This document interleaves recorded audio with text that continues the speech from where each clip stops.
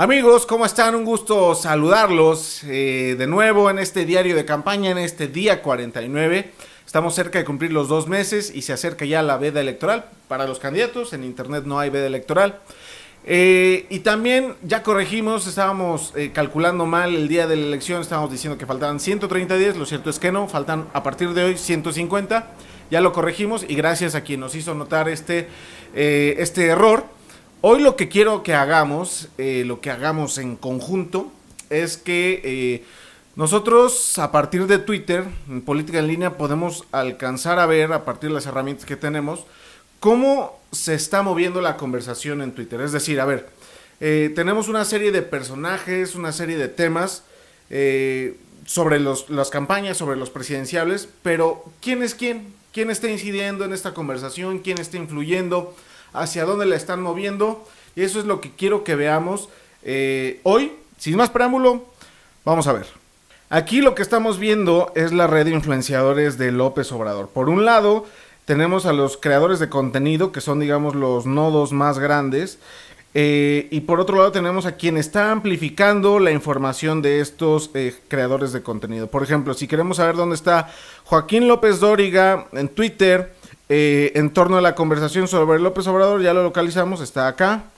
Y podemos ver de alguna manera mucho más clara quién y cuántos están participando en la conversación con López Dóriga sobre López Obrador.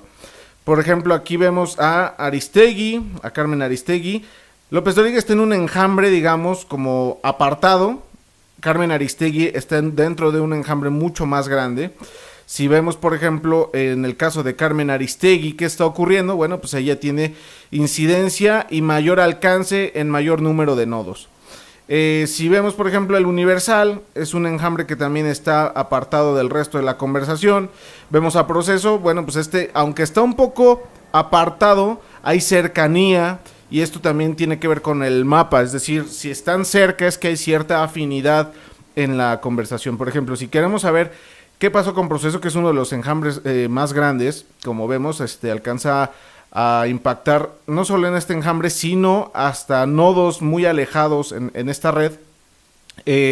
Por ejemplo, el tema sobre López Obrador, que habla Proceso y que tuvo mayor incidencia, que tuvo impacto, fue cuando la revista Proceso publica un tuit que dice: si no gana Anaya, estaría contento con la victoria de López Obrador en los comicios de julio. Esto lo dijo el gobernador de Chihuahua, Javier Corral.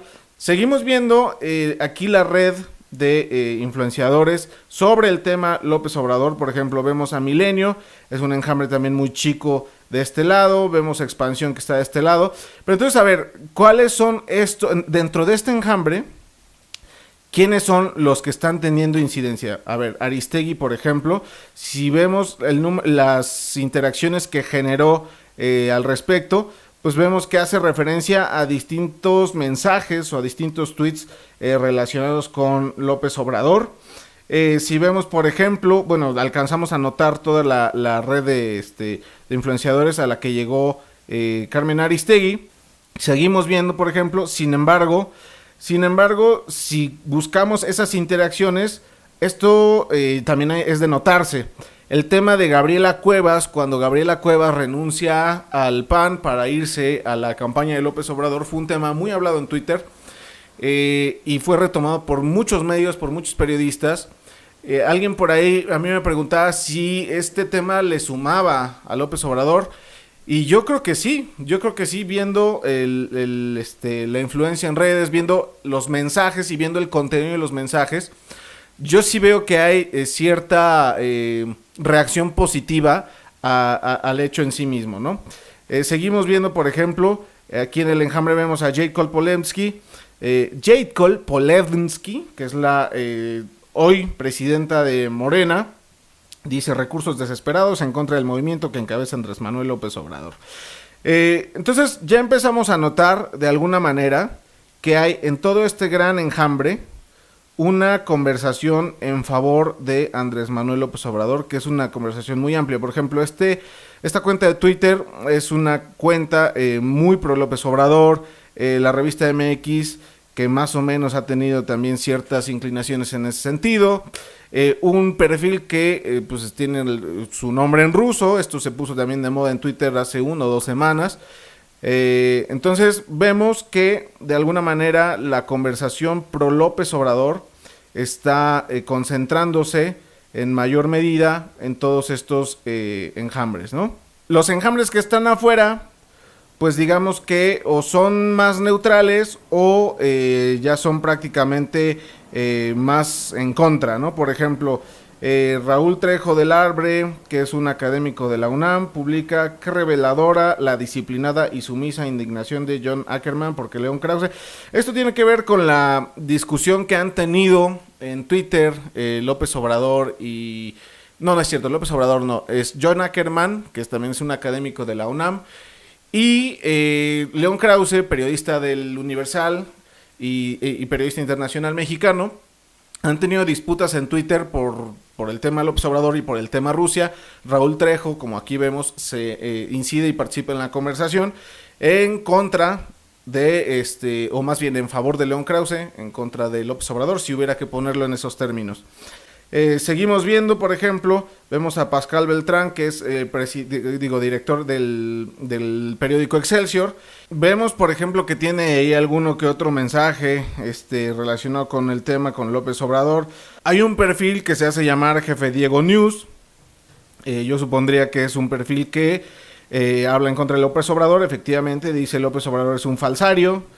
Y así vemos o alcanzamos a ubicar de este lado una conversación en contra de López Obrador, una conversación pro López Obrador. Alrededor hay, digamos, conversaciones que son más neutrales.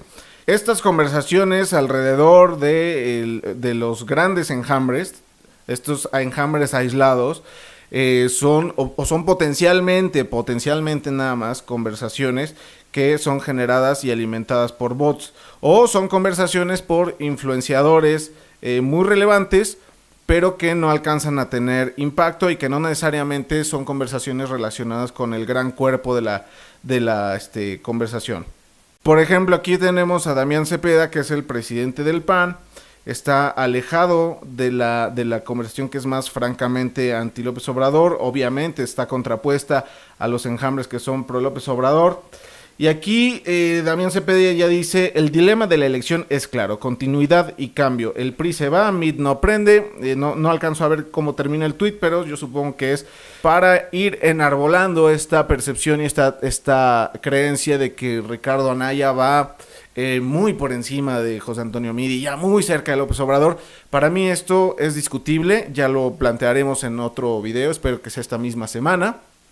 Pero bueno, ahí tenemos también el tema de Damián Cepeda y cómo se va ubicando su propia conversación ahí. Esto es en el caso de López Obrador, muy a grandes rasgos. Ahora alcanzamos a ver aquí la conversación relacionada con José Antonio Meade. Entonces, si vemos, por ejemplo, aquí la conversación relacionada con José Antonio Meade, vemos también un gran enjambre, digamos aquí en el centro, y enjambres satélite o enjambres que están alrededor o contrapuestos a esta gran conversación. Por ejemplo, aquí alcanzamos a ver a Sin embargo, alcanzamos a ver a Genaro Villamil, alcanzamos a ver a un perfil que se llama el Tiovsky Tonivsky, en esta misma tónica de la burla por la creencia que los rusos están interviniendo en el proceso electoral. Otro que se llama Fafo o Fafu, no sabría cómo pronunciarlo. Candelaria Ochoa, que no sé quién es. Guru Twitter. Y bueno, si les parece bien, vamos a entrar a detalle de estos perfiles. Por ejemplo, aquí en el Guru Twitter, ¿no? Vemos que está relacionado con Pigmenio Ibarra. Y está solo esta cuenta tiene muy buen impacto, digamos cercano en su red de influenciadores, y también tiene muy buen alcance a lo largo de esta conversación. El alcance lo vemos en la distancia que hay desde este nodo cercano hasta el último que alcanza a medir, o los últimos nodos en los que se alcanza a medir impacto, ¿no?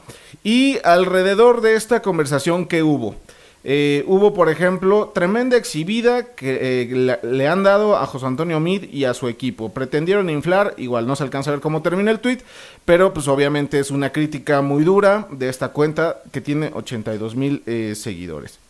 Luego, por ejemplo, más Genaro Villamil, que es un reportero de Proceso, conocido simpatizante de Andrés Manuel López Obrador, y está tuiteando él, dice: la fantasía sustentable de José Antonio Anaya. Vemos el impacto que tiene en su enjambre y el alcance que tiene en las redes de influenciadores a las que llega, ¿no? Luego vemos, por ejemplo, aquí Sopitas, que está en esta parte de la conversación con un impacto relativamente menor. Dice: la Ciudad de México tiene todo menos buen gobierno, José Antonio Meade y Mikel Arreola. Por ejemplo, tenemos a este personaje que es Ignacio Lanzagorta, con un impacto muy considerable en sus redes de seguidores y a lo largo de su red también en la que influencia, o en la que tiene influencia. Y dice, por ejemplo, el tuit que lanzó, dice: José Antonio Meade está casado con Juana Cuevas es prima de Gabriela Cuevas. El tuit completo dice: Gabriela Cuevas está ahora en Morena está infiltrado por los rusos, Meade debería aclarar la intervención rusa en su campaña. Mi columna mañana es obviamente un chiste, y en este sentido la conversación está ubicada de este lado. Entonces, si vamos viendo cómo se configura la conversación, vamos a ver, por ejemplo, aquí tenemos a Alfonso Durazo, que será, si llega López Obrador a la presidencia, será el secretario de Seguridad Pública. Entonces, vamos viendo cómo se configura ya la conversación. De este lado está una conversación, digamos, anti-Meade, si se puede usar así el término. Y de este otro lado, pues vamos a descubrir que hay este perfil que se llama Aristegui Noticias. Es un perfil aparentemente falso, que tiene 758 seguidores. Y dice: papá de Yuavi, el niño que canta lo del Movimiento Ciudadano, se pronuncia a favor de José Antonio Meade. No puedo votar por Anaya. Vamos a ver el tuit completo.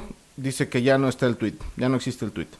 Y luego aquí vemos, por ejemplo, a Reforma en un enjambre ya más apartado de este centro de la conversación en contra de o anti-Meade, ¿no? Insisto. El tuit que dice Reforma dice: las iniciativas de ley para ir a fondo contra corrupción y la impunidad de José Antonio Meade, precandidato de la presidencia de la República. Está únicamente publicando algún mensaje de José Antonio Meade. Y aquí ya empezamos a ver otro tipo de conversación. Ya son conversaciones aisladas, pero a mí me llaman mucho la atención estas conversaciones que son chiquitas. Y si vemos los perfiles, por ejemplo, son Croc, Movimiento Meade, Michoacán con Meade, PRI Tamaulipas, entonces sin entrar, CNC Michoacán, es decir, sin entrar necesariamente al detalle de esta conversación, están gravitando alrededor de Enrique Ochoa. Entonces ya nos podemos imaginar que la conversación pro Meade está, pues digamos, de este lado muy pobremente enfrentada a la conversación anti-Meade. Y de este otro lado, pues vemos también conversaciones chiquillas que no tienen necesariamente impacto. Por ejemplo, aquí tenemos a Federico Arreola, que es el director de SDP Noticias, un portal muy relevante en México. Dice: comparten Juana Cuevas y José Antonio Meade anécdota de su noviazgo. Lo que podría haber sido un mensaje positivo, pues está pues aislado, digamos, y no está integrado a esta conversación positiva. Por último, veamos lo que hay alrededor de Ricardo Anaya. Aquí vemos, por ejemplo, ya un gran enjambre de este lado, y vemos también pues conversaciones pequeñas o conversaciones satélite. Vamos a entrar a detalle de estas conversaciones. Por ejemplo, aquí en el centro vemos, sin embargo, con un buen alcance en sus redes de seguidores y multiplicando muy bien también su información. Dice, por ejemplo: la agenda pública desde hace meses la ha marcado el precandidato de Morena, Andrés Manuel López Obrador, no José Antonio Meade, tampoco Ricardo Anaya. Esto es Alejandro Páez Varela, un artículo que se publica en Sin embargo, y está aquí, lo vemos en el centro del enjambre de esta conversación. Aquí tenemos otro de los nodos muy importantes, es Gerardo Esquivel, un académico importante. Dice Dante Delgado: no más entrevistas banqueteras, no más ocurrencias, nosotros daremos, veamos el tuit completo, daremos mensajes con contenido político. Ricardo Anaya, pásenme la guitarra. Es un chiste de Gerardo Esquivel, que está aquí en el centro, con un buen impacto en sus seguidores y en la red de influenciadores. Vamos a ver otro más, la revista MX, que dice: ahora sí, de no ganar Ricardo Anaya, estaría contento con la victoria de López Obrador, declara el gobernador de Chihuahua, Javier Corral. En el mismo sentido, ya lo veíamos cuando analizamos la parte de López Obrador. Luego, Astillero, la jornada, este es el nodo de la jornada que tiene un impacto relativo. Y están retuiteando la columna de Julio Hernández López, un columnista muy importante también de ese periódico. Dice, columna de Julio Astillero, Ricardo Anaya, otro Salinas.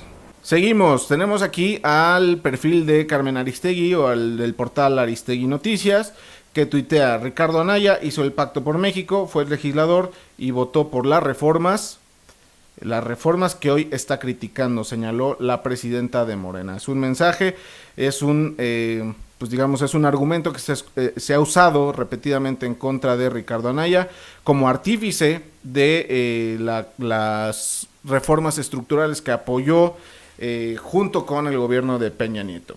Luego dice, por ejemplo, esta cuenta de Twitter de Buendía y Laredo, la casa encuestadora, que publicó pues su ejercicio en el Universal el lunes pasado, que dice, por un error de edición en la publicación de nuestra encuesta, las opiniones de Ricardo Anaya se atribuyen a López Obrador y viceversa. Los porcentajes correctos son estos.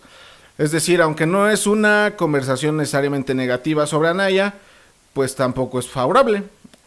Por ejemplo, ya vimos aquí a Gerardo Esquivel, por ejemplo aquí San Juana Martínez, una periodista también relevante de la izquierda mexicana, dice, AMLO tiene nuevos aliados, Manuel Espino y Ruta 5 con más de 423 agrupaciones y 800,000, ahí está, San Juana Martínez me tiene bloqueado.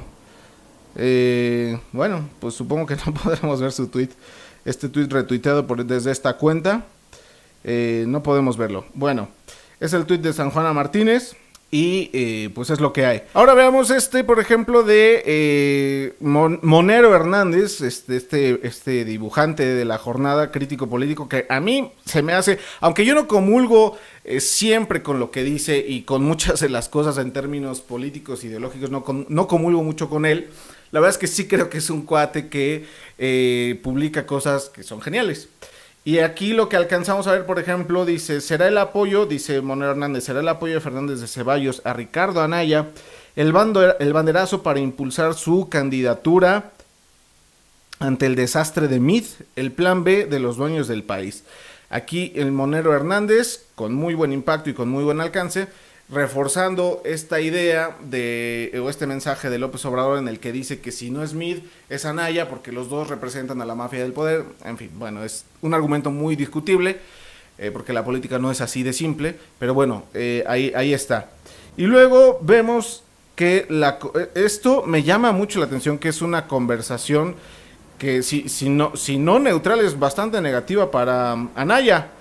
Vemos, por ejemplo, aquí está Federico Arreola y con no tan buen alcance y no tan buen impacto. Pero dice, por ejemplo, otras 7 encuestas en las que Ricardo Anaya se acerca peligrosamente al primer lugar. Es la liga, un artículo del Deforma en las que se burlan de que Ricardo Anaya está en segundo lugar de las preferencias electorales. Ya lo dije yo, sí creo que es un argumento bastante cuestionable.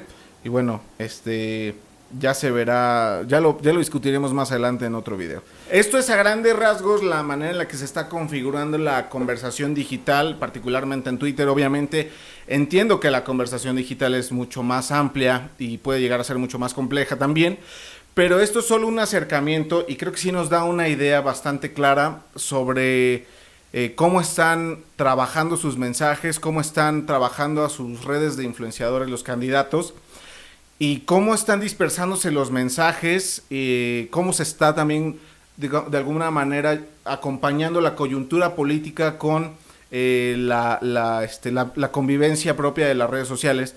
Entonces sí creo que deja una serie de lecciones interesantes. De bote pronto yo diría, tenemos a un López Obrador muy fuerte en redes sociales, muy fuerte en Twitter, muy fuerte también con esta red de multiplicadores de mensajes que lo han ayudado bastante a posicionar pues sus argumentos y sus líneas de comunicación.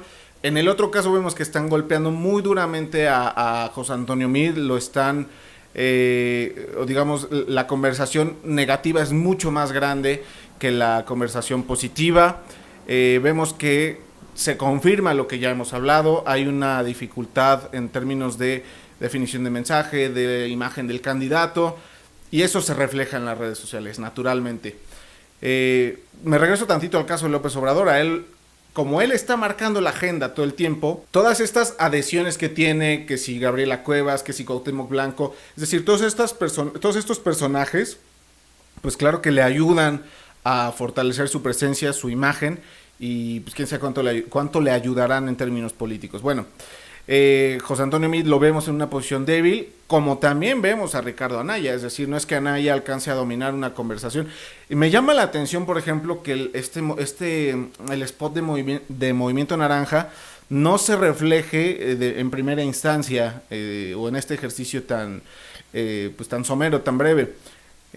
Como uno esperara, porque es un mensaje, es un video, es un jingle que se hizo muy viral y no se ha alcanzado tal vez a asociar la imagen de Ricardo Anaya con el Movimiento Naranja y con el jingle y con el niño Yoavi que hizo la canción con sus familias. Bueno, alcanzamos a ver en general, y quizás sea ya hasta repetitivo, hasta cansado de decirlo, vemos en general a un López Obrador muy fuerte, y vemos a dos candidatos que son José Antonio Meade y que son Ricardo Anaya, que siguen peleándose el segundo lugar.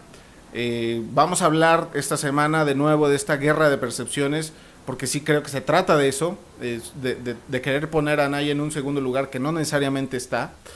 Y bueno, pues ahí está este análisis, espero que les haya parecido de interés. Sé que fue bastante largo y si llegaste hasta esta parte del video, pues muchas gracias. Espero que me puedas dejar tus comentarios, espero que podamos seguir interactuando por esta vía.